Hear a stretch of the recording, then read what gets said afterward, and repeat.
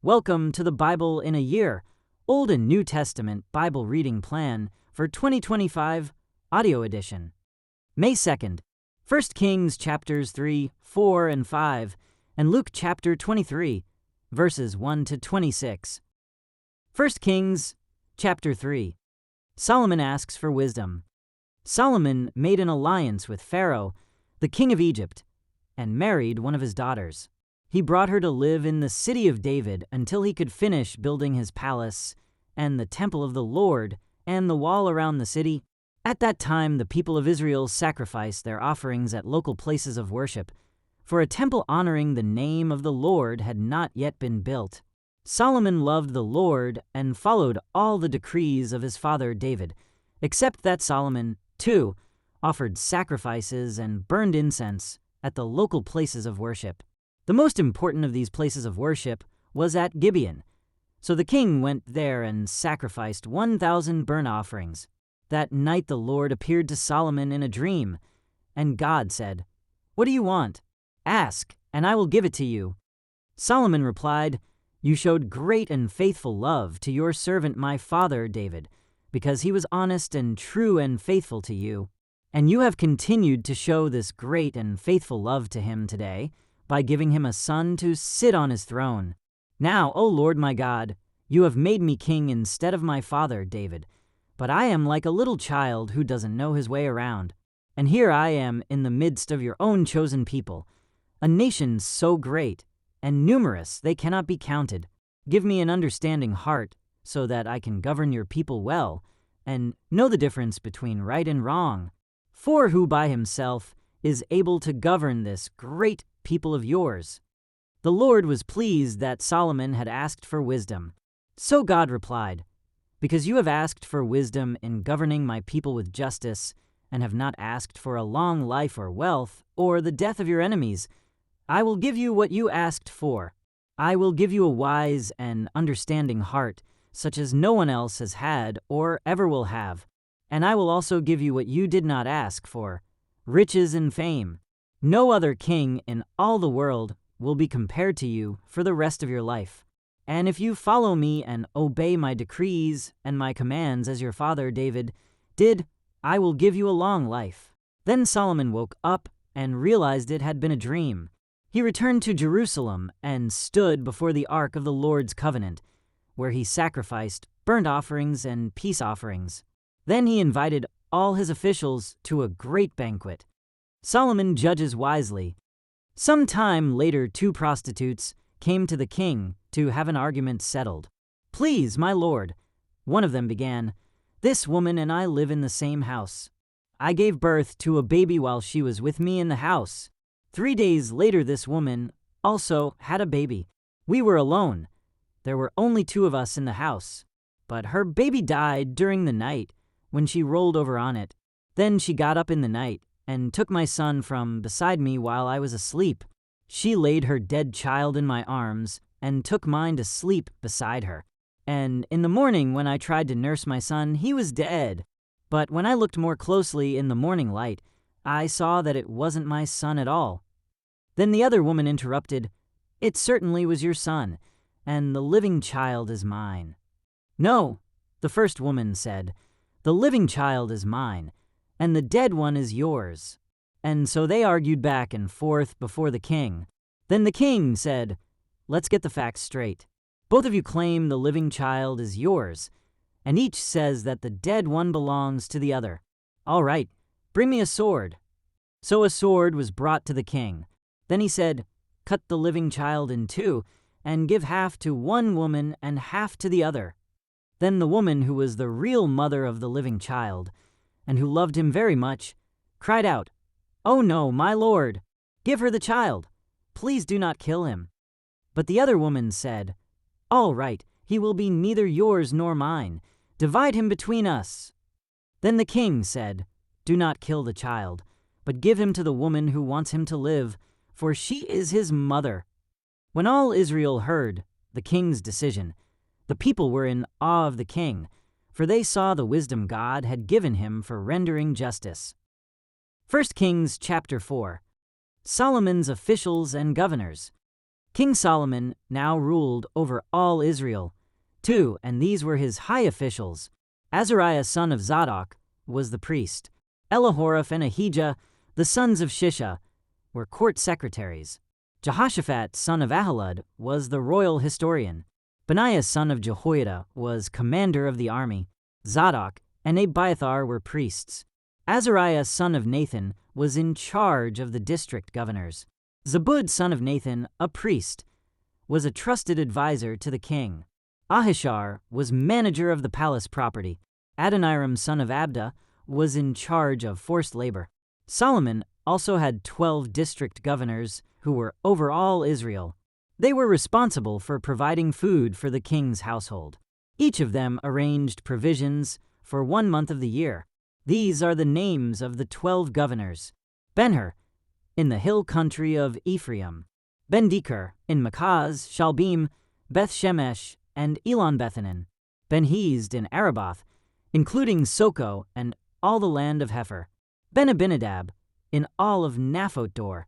He was married to Taphath, one of Solomon's daughters; Bana son of Ahilud, in Tanakh and Megiddo, all of Bethshan near Zarethan below Jezreel, and all the territory from Bethshan to Abel-Meholah and over to Jokmeam; Ben-Jeber in Ramoth-Gilead, including the towns of Jair, named for Jair of the tribe of Manasseh, in Gilead and in the Argob region of Bashan, including 60 large fortified towns with bronze bars on their gates; Ahinadab son of Iddo, in Mahanaim; Ahimaaz in Naphtali. He was married to Basemath, another of Solomon's daughters; Bana son of Hushai, in Asher and in Elath; Jehoshaphat son of Paruah, in Issachar; Shimi son of Elah, in Benjamin; Jeber son of Uri, in the land of Gilead, including the territories of King Sihon of the Amorites and King Og of Bashan. There was also one governor over the land of Judah. Solomon's prosperity and wisdom. The people of Judah and Israel were as numerous as the sand on the seashore. They were very contented, with plenty to eat and drink. Solomon ruled over all the kingdoms from the Euphrates River in the north to the land of the Philistines and the border of Egypt in the south. The conquered peoples of those lands sent tribute money to Solomon and continued to serve him throughout his lifetime. The daily food requirements for Solomon's palace were 150 bushels of choice flour and 300 bushels of meal, also 10 oxen from the fattening pens, 20 pasture-fed cattle, 100 sheep or goats, as well as deer, gazelles, roe deer, and choice poultry. Solomon's dominion extended over all the kingdoms west of the Euphrates River, from Tifsa to Gaza, and there was peace on all his borders. During the lifetime of Solomon, all of Judah and Israel lived in peace and safety, and from Dan in the north to Beersheba in the south, each family had its own home and garden. Solomon had 4,000 stalls for his chariot horses, and he had 12,000 horses. The district governors faithfully provided food for King Solomon and his court. Each made sure nothing was lacking during the month assigned to him. They also brought the necessary barley and straw for the royal horses in the stables. God gave Solomon very great wisdom and understanding, and knowledge as vast as the sands of the seashore. In fact, his wisdom exceeded that of all the wise men of the East and the wise men of Egypt. He was wiser than anyone else, including Ethan the Ezrahite and the sons of Mahal, Heman, Calcol, and Darda. His fame spread throughout all the surrounding nations. He composed some 3,000 proverbs and wrote 1,005 songs. He could speak with authority about all kinds of plants, from the great cedar of Lebanon to the tiny hyssop that grows from cracks in a wall. He could also speak about animals, birds, small creatures, and fish. And kings from every nation sent their ambassadors to listen to the wisdom of Solomon. 1 Kings chapter 5. Preparations for building the temple. King Hiram of Tyre had always been a loyal friend of David. When Hiram learned that David's son Solomon was the new king of Israel, he sent ambassadors to congratulate him. Then Solomon sent this message back to Hiram.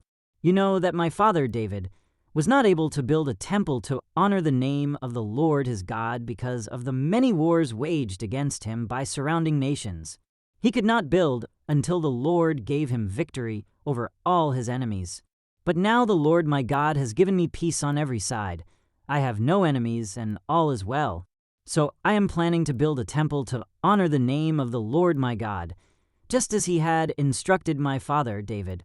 For the Lord told him, "Your son, whom I will place on your throne, will build the temple to honor my name. Therefore, please command that cedars from Lebanon be cut for me. Let my men work alongside yours, and I will pay your men whatever wages you ask. As you know, there is no one among us who can cut timber like you Sidonians."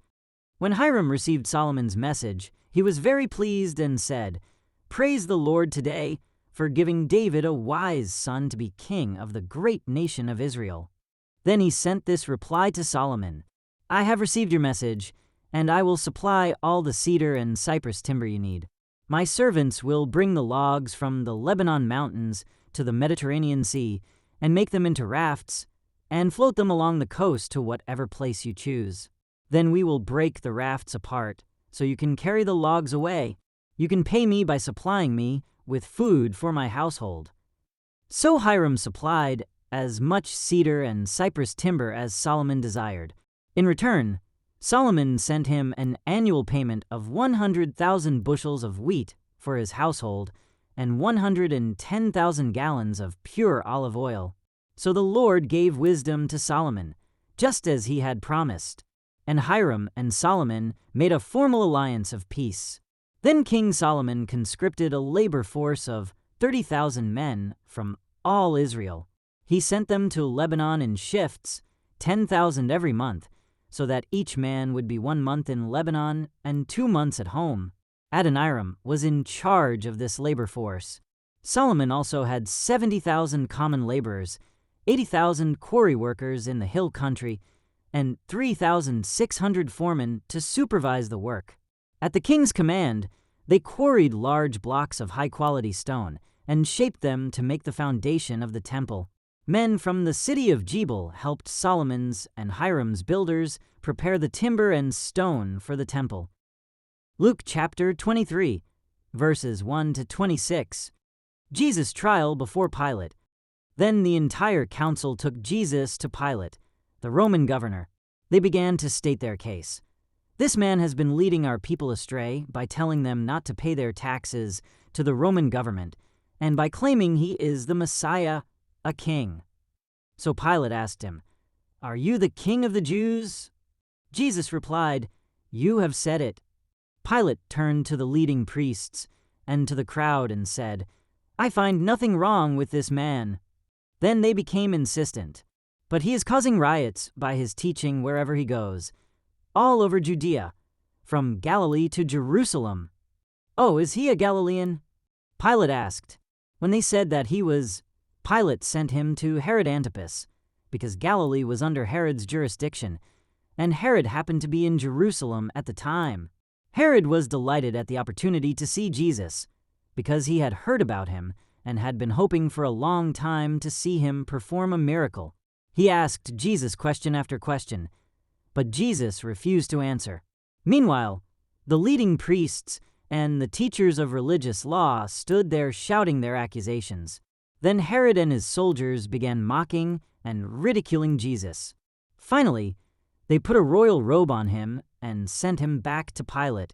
Herod and Pilate, who had been enemies before, became friends that day. Then Pilate called together the leading priests and other religious leaders, along with the people, and he announced his verdict. "You brought this man to me, accusing him of leading a revolt. I have examined him thoroughly on this point in your presence, and find him innocent."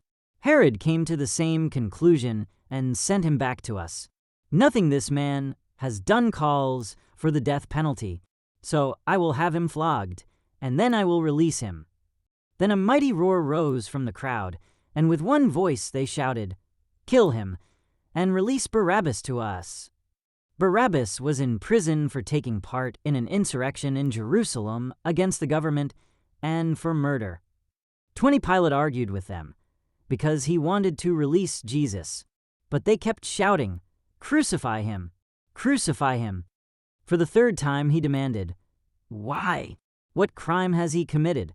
I have found no reason to sentence him to death. So I will have him flogged, and then I will release him." But the mob shouted louder and louder, demanding that Jesus be crucified, and their voices prevailed. So Pilate sentenced Jesus to die as they demanded. As they had requested, he released Barabbas, the man in prison for insurrection and murder. But he turned Jesus over to them to do as they wished. The crucifixion. As they led Jesus away, a man named Simon, who was from Cyrene, happened to be coming in from the countryside. The soldiers seized him and put the cross on him and made him carry it behind Jesus. Thank you for joining as we read through the Bible in 1 year. This has been day 122.